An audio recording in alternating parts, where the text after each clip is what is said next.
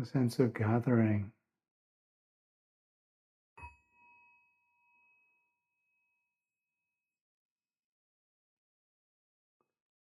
sense of collecting,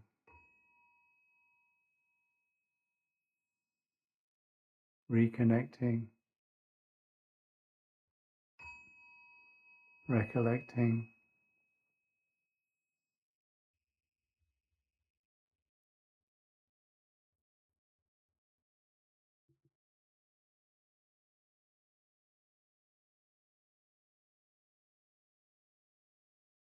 sense of giving and welcoming.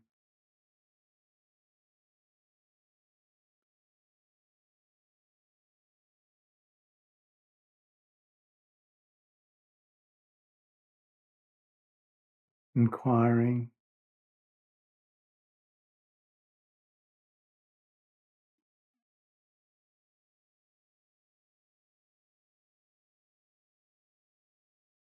these suggestions, these words, these ideas offered,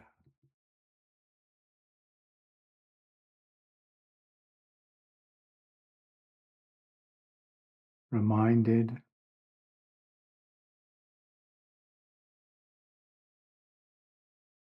recollected, reconnected. It's all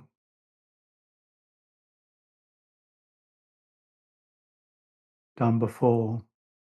It's not the moment and the place is now and here.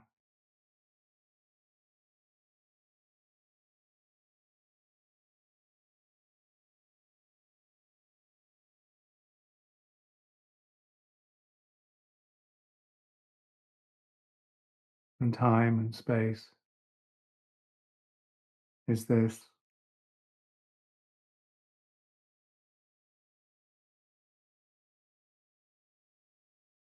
The knowing is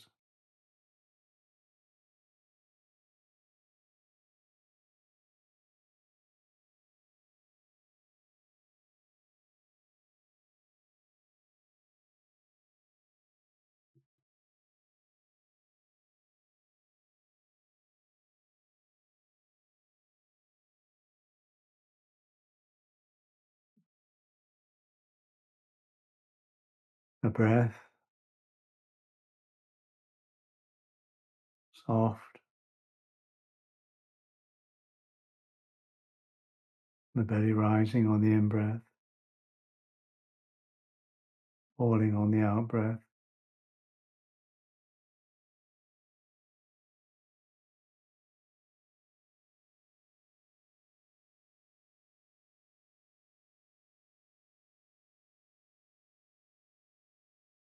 The knowing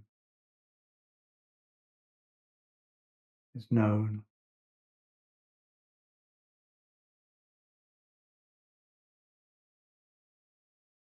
The gift of life to life,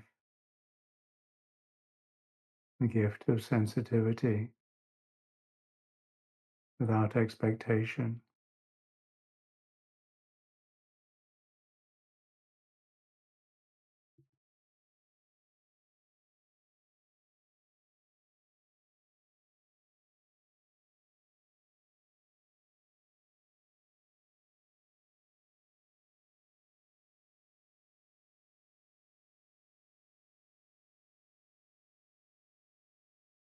And not carrying anything from the past, not picking up anything for the future.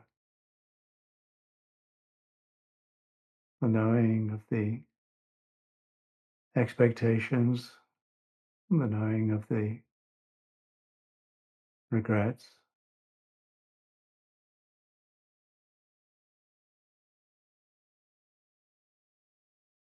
not a denial or an avoidance,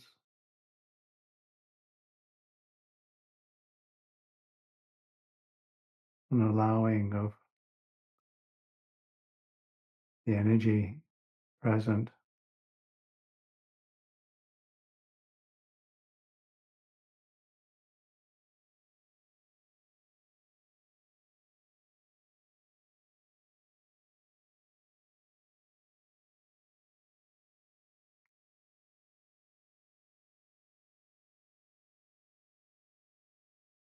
The moment is this.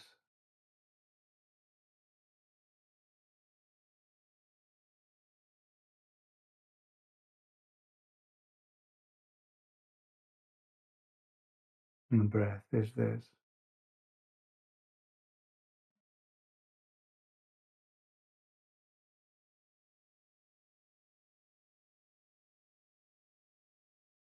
The sensitivity is this.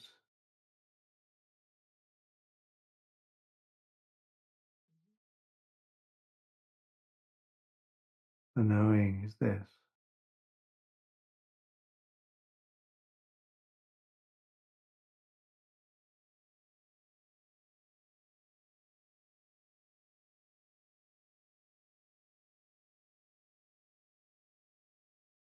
The giving, receiving, and this knowing.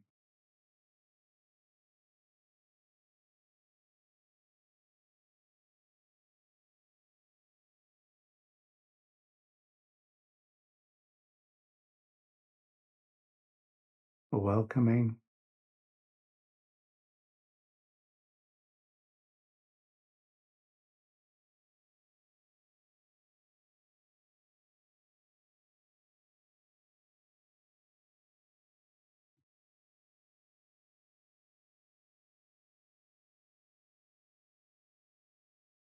open, sensitive, still.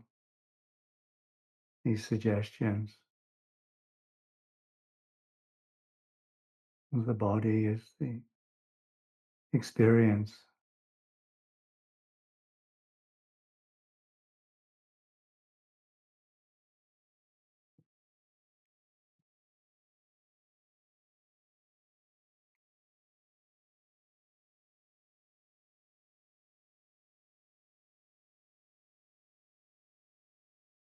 Eyes open or closed.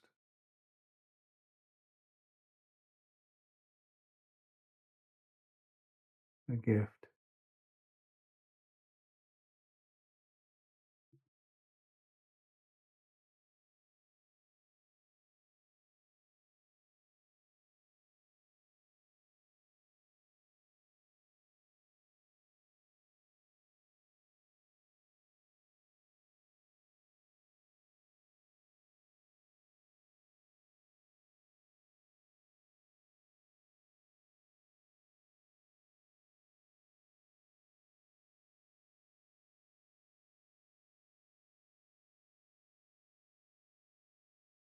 The rhythm of life. The rhythm that is.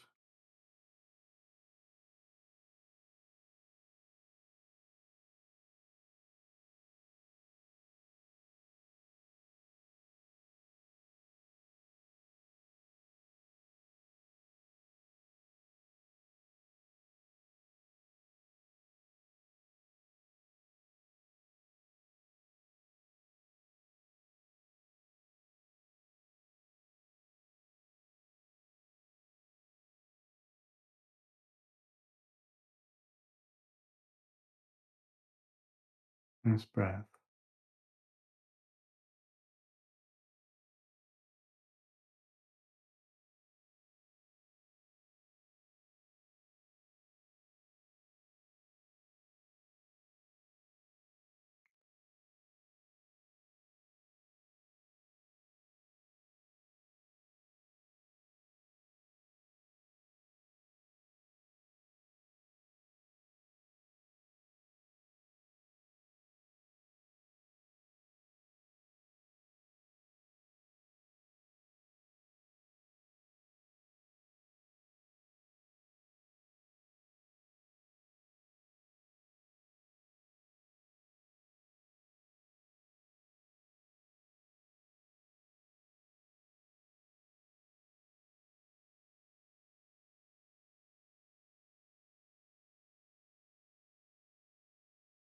This patient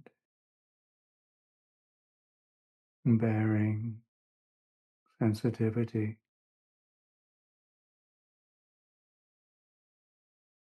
the energy, welcoming, collected, recollected, gathered,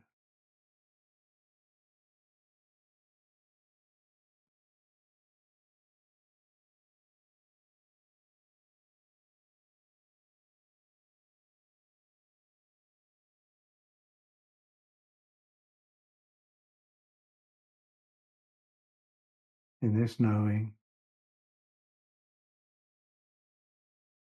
this now, this here.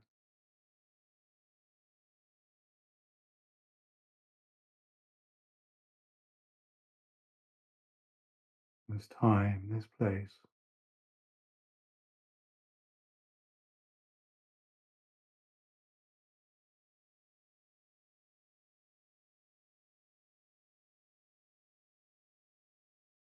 this infinity of eternal space outside, inside, all around.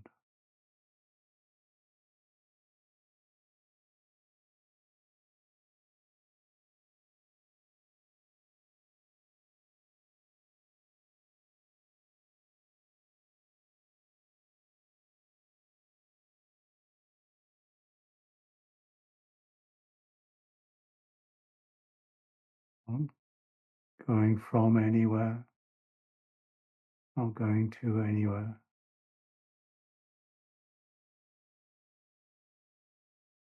not getting anything,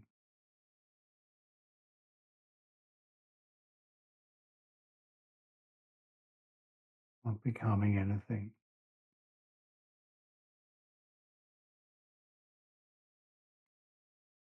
not being anything.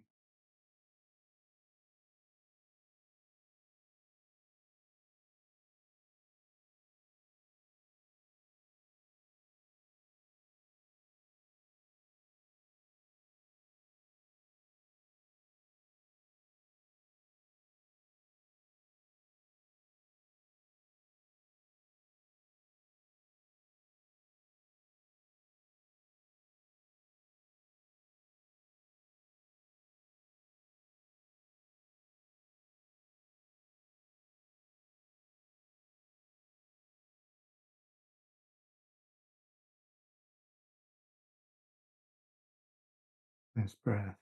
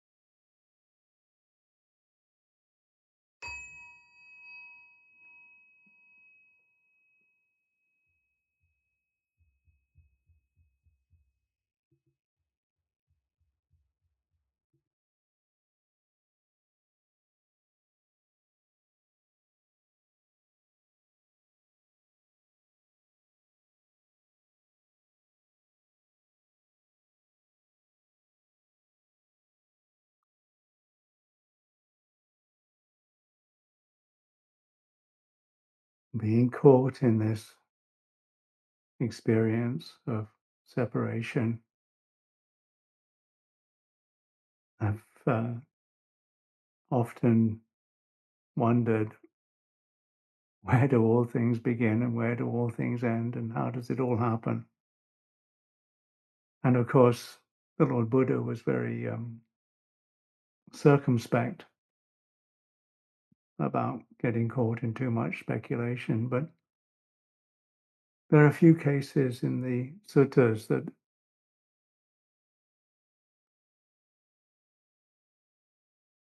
give some idea about some things, and uh, there's a talk about ignorance, which I find helpful because, ignorance is something we're doing. We're ignoring something. We're not knowing what we don't know. And where does that come from? Or what feeds that? Or what's the fuel for that? And there's a there's a whole list of things that do this. And it's worth going through the list, even briefly, because at the end it points to the something that some of us have heard and wondered about, which is what is a holy life? What is a holy life? And the Ananda, the Buddha's attendant, at one point said, it's the half of the holy life is good friendship. Half of it is good friendship.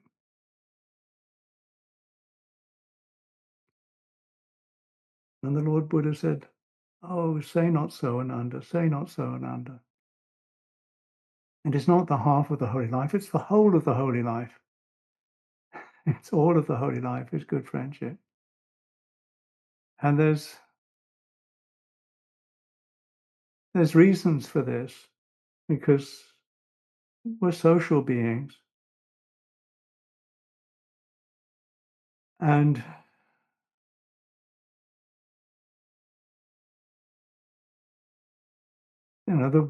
what we associate with is part of the causes and conditions of what is, and ignorance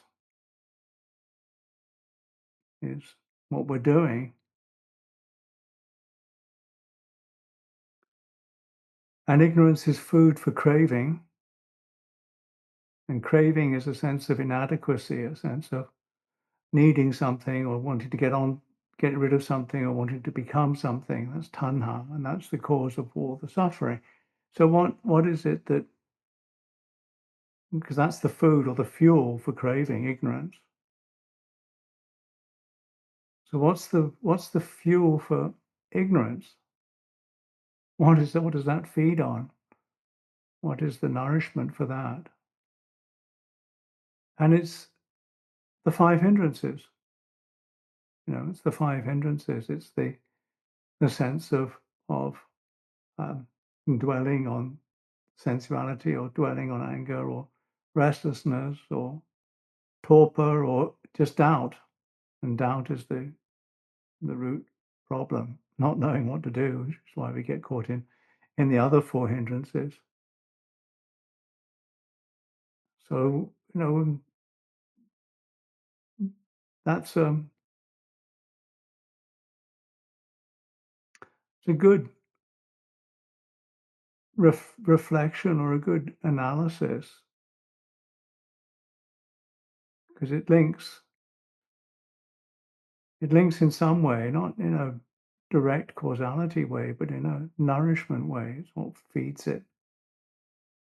The food for craving is ignorance. When we don't know, when we actually and don't know what we don't know, then I get caught in thinking that I need to get something, or I need to get rid of something.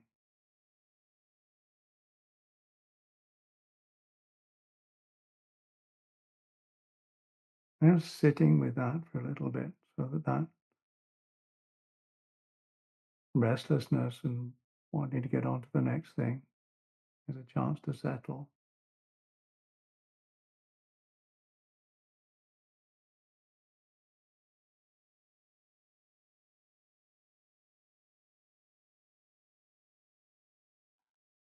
There's a circularity about this, because the food for the five hindrances is acting out of greed, hatred, and confusion. So there's a circularity in that. And because that comes because we're not careful about what sensitivity we do put ourselves into, do we go out through the eyes, the ears, the nose, tongue, the body of mind, or do we exercise some consideration about that? Because lack of restraint over the senses is what feeds the courses of actions that are based on greed, hatred, and confusion. We overwhelm our sense. Now, people ask about, fasting and things, and the fasting that is helpful nowadays is fasting from too much consumption of information, being careful in what we consume, what we proliferate over, and our capacity and our you know our uh, ways that we can indulge nowadays, the ways that we can listen to things, see things, hear things, taste things, different types of stuff. Our sensory experience is so great nowadays, and certainly what we can consume with thinking, so much information.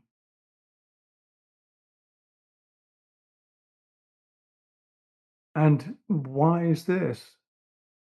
What feeds that? And that's not really wisely reflecting, lack of sati sampajanya, lack of really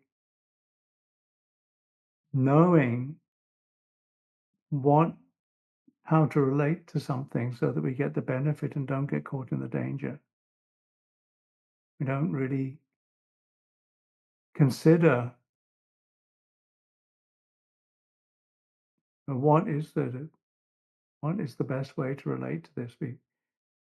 We give attention to something or pay attention to something or try to get something from something and don't pick something up as we give attention to it, and then we run with it in ways that are not skillful. This is lack of sati sampajanya and lack of appropriate attention. Yeah. Those are the foods. That's the way that the food runs. That's the way that it's fueled. That's where it gets its nourishment from. And that's because we don't have the confidence, we don't have the faith, or which is confidence or faith is that it's actually worth doing.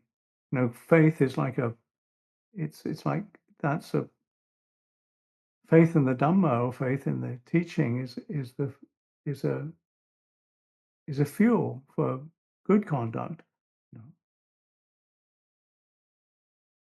But if we don't have that confidence to follow the teachings, we don't have the confidence to give the energy to that, then we don't do it. We don't do it because we haven't actually heard, or we haven't actually studied, or we haven't actually got in touch with, you know, the Dhamma that actually is helpful.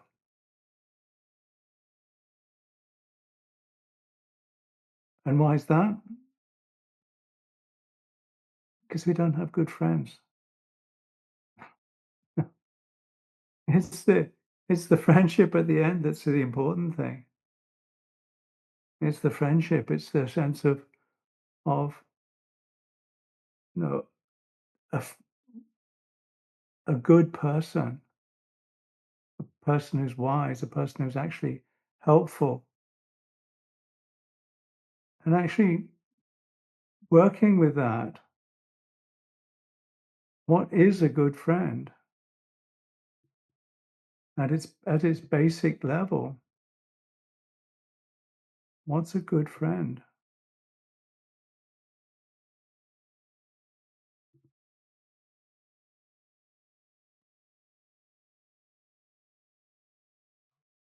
And the thing to recognize this is what somebody else told me years ago. One of my old abbots was saying that, when we went on this of the whole of the holy life is good friendship. And the person that you really need to make friends with and really be a good friend with is yeah, socially it's good to have friends, but it's also good to make good friends with yourself. So don't don't knock that also. A friend is somebody who gives what is hard to give and does what is hard to do, endures things that are hard to endure, tells you their secrets, keeps your secrets, and doesn't abandon you in times of trouble or look down upon you in times of loss.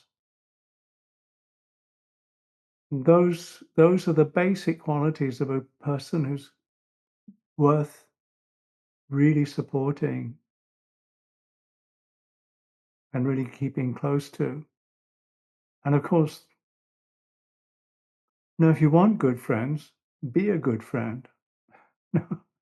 It's it doesn't make much more than that. And I was just talking to somebody I've known for over 40 years, a good friend, and that it's really helpful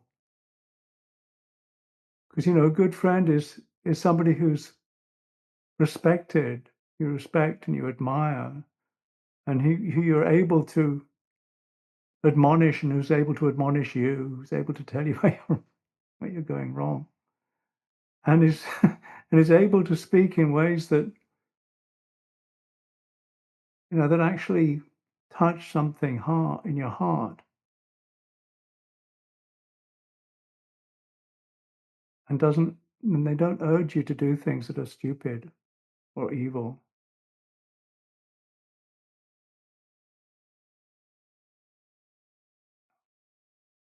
Sympathetic and kind. These are the sort of things that you can recognize,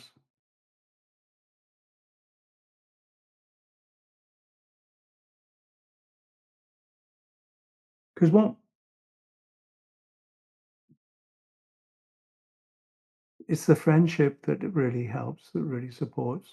And that's the reason that if we can trust and work with those, it's really, really worth it. Because we really want to, if you want to be free from ignorance and liberated, you have to figure out what is it that feeds that. What does the leading with good friendship, what does that actually help you do? It helps you actually reflect on what is the Dhamma, and do you trust the Dhamma? Do you trust the teaching? Do you trust the instruction? And do you have faith in it, confidence in it? Because then you will give effort to try to practice in accordance with it. And then you'll pay attention and give attention to things that are actually worth giving attention to, or give attention to things in a way that actually support, you know, careful consideration about how to treat things, how to relate to things, so that the relationship brings blessings and not curses, things that allow things to be in a way that is better or more useful, less trouble to oneself and others,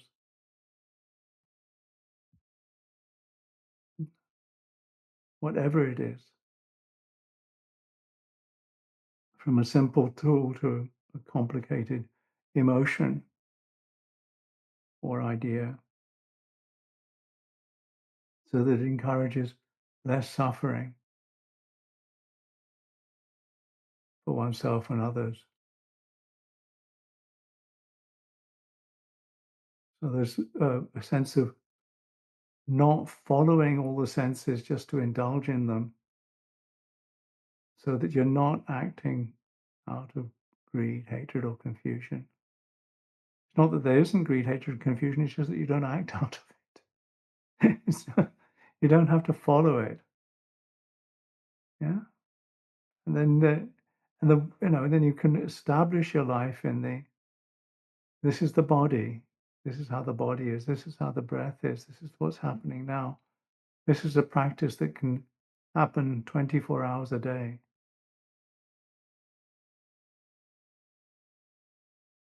That this is the way that the mind is moving towards or away from thinking. This is the way that the responses are to this experience.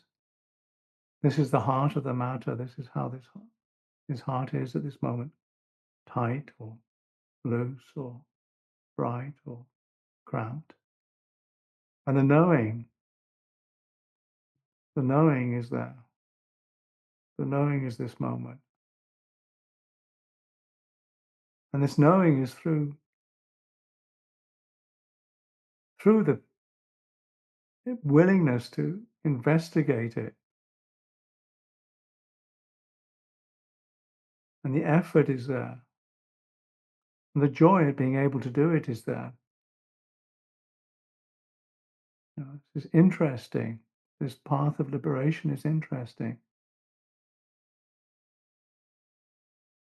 Because you have the support of friends which are encouraging you, and you're supporting yourself and encouraging yourself.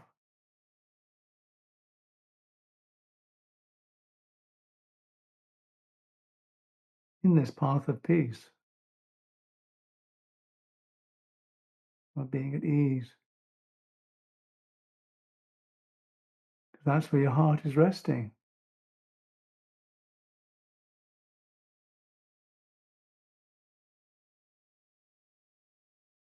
And there's a continuity in this resting. And a sensitivity in it. So the responses are okay in the moment.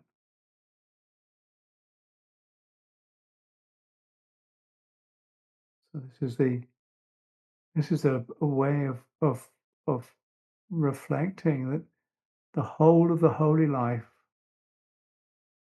is friendship with the lovely. Find a way of making it something that, this holy life, this, this life of, okay, holy life is maybe a bit strong, but noble life, or this life of that. Now we talk about sacrifice, but sacrifice is making sacred. Making this something that is. It's not a giving up or some sort of. It's actually a completing. It's not a limiting of life. It's actually a fulfilling of life. Oh. This life is fulfilled. The sense of this is what needed to be done and has been done. Oh. The fulfillment of life. What is it to lead a life that is fulfilled? That's free from ignorance. It's not, it's not being fed by the five hindrances. It's not being distracted. In the moment, and the support for that in the people that one and the things that one is friends with, and the friendship that one gives oneself. You know, the sense of gratitude that comes from that, and appreciation that comes from that. That you've given your life. Because because it's a gift. You're not expecting much from life. You're just giving life to it. If you expect something from life, it's going to be very disappointing. But you can transform it by giving to it, you know, giving attention, giving life to life, friendly in this life to this, and having confidence that in the doing of something that's skillful, in the friendship with that which is beautiful, the holy life can be lived. If you've got enough confidence in that through the things that you give enough friends with, the people that you're friends with, the things that you find friendship in, when you do things, when you act with things, when you give attention to this, is it something that will actually support confidence in the possibility of liberation and the practice that leads to liberation, but is liberating, is a practice of liberation, leads only one way. This is what I'd encourage, what the reflection's about in this time and this space.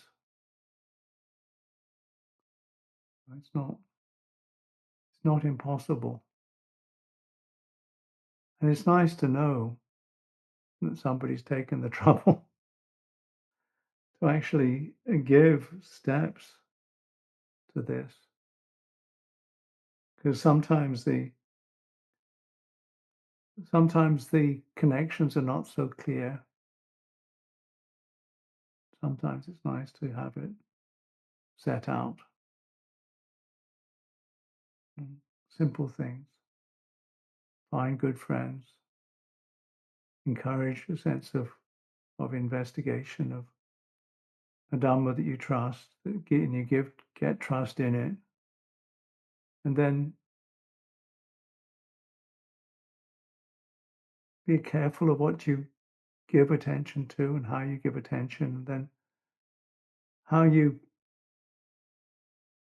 relate to things so that the senses are something that are not harmful.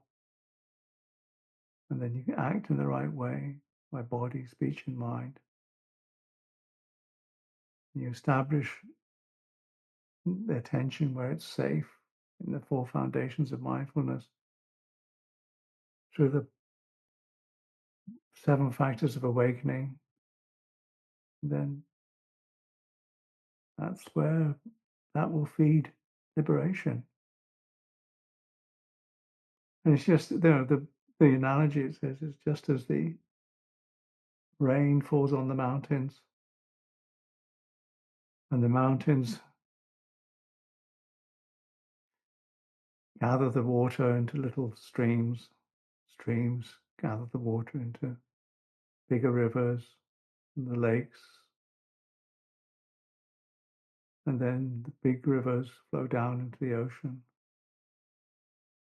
So, you know, associating with people who have integrity and associating with integrity in your life will lead to liberation, knowledge and liberation. And that's, one of the chants we do at the meal times is Yatha Varivaha Pura Pariparente. And that's the same sort of chant. It's just like, just as the rivers flow down into the ocean, just as the rain gathers in rivers and goes down into the ocean, it's the same chant. It's the reflection on the blessings of this life. So it's worth remembering, worth reconnecting to, and finding and being a good friend. No, it's not so difficult, and it's certainly worthwhile. and being a good friend to yourself, so that the whole of the life is holy, the whole of the noble life is there. So that's what I would like to offer this afternoon, this evening, or wherever it comes in YouTube, eventually maybe, or on our website. Thank you. And if there are questions, please put them in.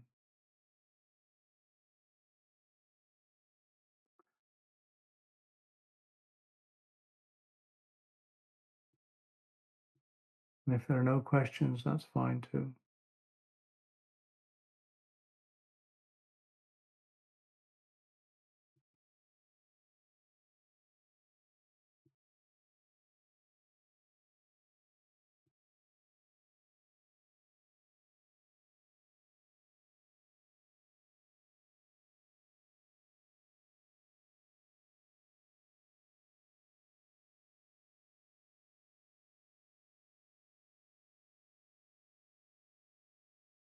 If there are questions, give questions. If there are no questions, anything that I've said is not correct or in some way confusing, I apologize. Just leave it behind. Listen to some other Dhamma talk. There are plenty online.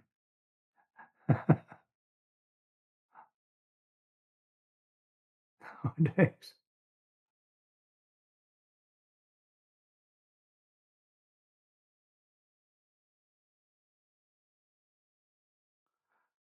How can a lay person become friends with a bhikkhu? Be a good friend. Be a good friend. Um, it, yeah, yeah. I think there are friends. Ajahn Sumedho has friends. Other monks have friends. It's not impossible. Um, it's maybe less easy for women to become friends with bhikkhus, but it, that's the way that it goes. It is possible. Be a good friend.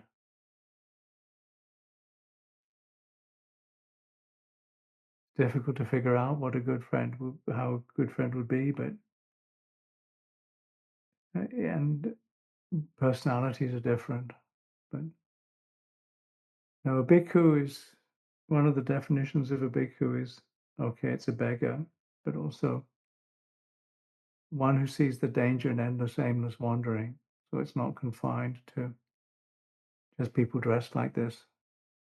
So find ways to be a good friend. So it's yeah,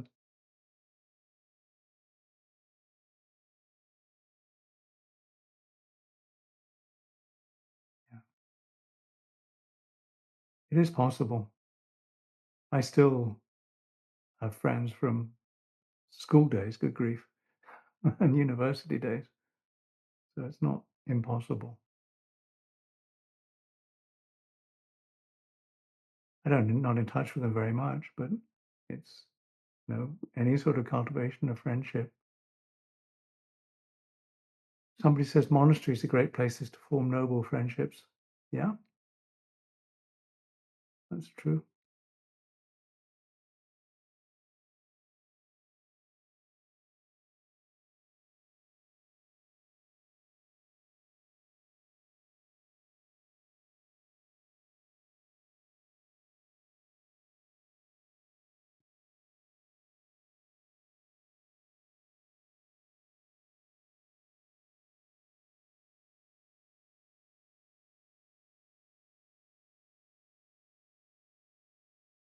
Some people are still turning up.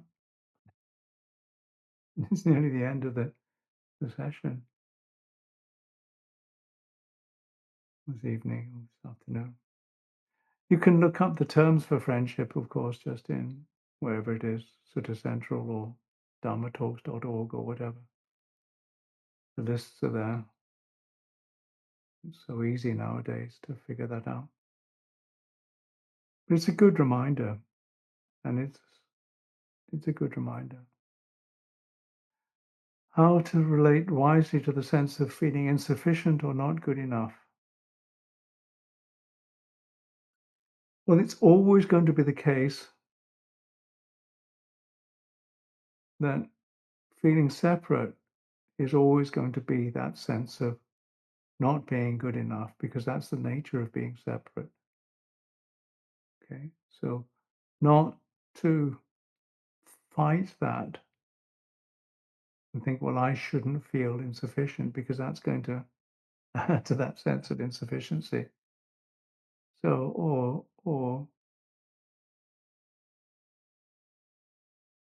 so that's helpful to know that it's not wrong to make friends with a sense of insufficiency and to practice generosity. When you're generous, then you have to feel you've got enough,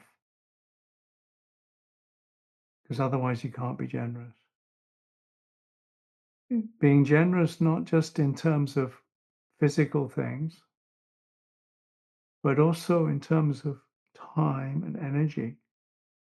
So when you come to sit meditation, even, if you can change the attitude to the sense of, I'm not doing this for myself, but I'm offering this for all beings. So my practice, my sitting meditation practice, is not for me. It's an offering that I make to all beings. When I keep the precepts, the 5 precepts, I'm offering myself and others fearlessness, because I don't need to be feared by anybody, and I don't need to fear that I will regret my actions. So you can immediately feel that as a human being, I can offer. And a human being is incredibly powerful. Yes, feeling separate, there's always going to be a sense of, oh, I can't cope with everything. And then you just have to accept. You can practice equanimity, which is a sense of accepting limitation, but staying with sensitivity, so that there can be, you can practice a sense of joy and appreciation for whatever goodness and beauty you see in the world. I can appreciate this. I can give appreciation. I can try to act in ways that will relieve suffering now and in the future. I can practice the wisdom that can do that. Yeah, because I'm a human being. I can practice not dwelling in aversion, not pushing things away, because that's what is that action free from ignorance and will lead to maturity. So you can work with a sense of feeling insufficient by practicing feeling sufficient. And there are many ways that you can practice feeling sufficient. Yes, that's what I would say. That you can do this. You can give attention. You can offer your practice. Yeah? You can offer your fearlessness to all beings. This is something you can do. You can offer the emotions, the motivation that leads to maturity. Okay. How does one befriend somebody who you might consider an enemy? Well, don't worry about it. It's not it's not necessarily to befriend everybody. Make sure you just make good friends. You don't have to dwell in aversion to somebody who you consider an enemy. Reconciliation is difficult. Forgiveness is sensible, because it means you don't have to carry around something. Yeah. So you can forgive because it helps you. Forgiveness means that you don't have to carry something. Reconciliation, that's a different matter. That requires a different sort of level of trust. And that's a whole extra bit. The forgiveness is just sensible. A sense of, I don't need to carry this. I don't need to make more karma about this. I don't need to dwell in aversion on this. I don't need to dwell in a sense of feeling um, bothered by this. Yeah, the old thing of the monk who was going to a very difficult place, and the Buddha said, "Well, what would happen if everybody shouts at you and says that you're terrible?" And the monk said, "Well, at least they won't be hitting me." And well, what would happen if they start hitting you? Well, at least they're not stabbing me. Well, what would happen if they stab you? Well, then I'll die and I won't have to worry about this body anymore. No, it's it, but that's you know. And if somebody's actually trying to actively harm you, and as a layperson or whatever, call the police, get the lawyers on them or whatever. If they're not actually trying to harm you, but you just don't like them or you just don't trust them, then be careful around them. Beings that are toxic, places that are toxic, be careful. Practice sense restraint. So those what I would suggest. You don't have to befriend an enemy. Not necessary. You don't dwell in aversion to it. Enemies, enemies. Yeah. You just don't break the 5 precepts. Keep it open. Keep it honest.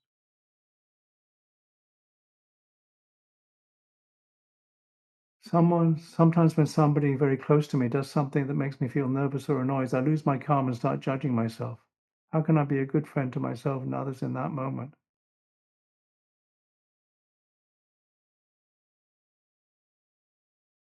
Yeah, partly it's because they're close to you. So that's the that's part of it. And then find a way to, I know it's difficult. If they're not actually damaging you, then protect yourself if they're actually trying to damage you. Don't not protect yourself. That's not sensible. Don't be. And then if you can find a way to let them know that you feel uncomfortable about some action or some words or something, directly or indirectly, then fine. If they want to change, they'll change. But be a good friend to yourself first. Be a good friend to yourself first and find other friends. But if they persist in doing things that are actually harming you, or you feel not safe around, find ways to let them know. And if they don't change, then sorry, you won't be able to be around them too much because you feel too uncomfortable about it. You have to protect yourself.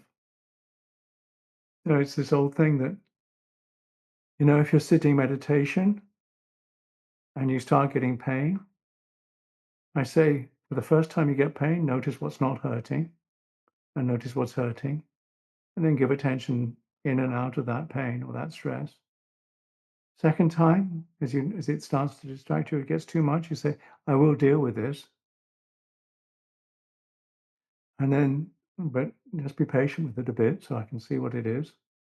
And then the third time, if it really gets strong, if something's painful in your life or you're sitting, well, particularly when you're sitting meditation, but this works for anything, say, okay, I move out of compassion because I don't need to take more suffering. And then you don't move because you feel inadequate. You move because you know that you can relieve suffering now and in the future, and you feel good about yourself because you're moving. Yeah. So I don't know, with the particular circumstances, and if it's repeat things or if it's just a one-off or whatever. I don't know. No, what's happening in your life? But find good friends.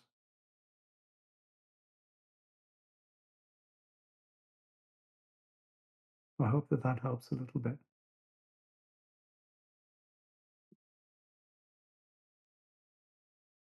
Okay.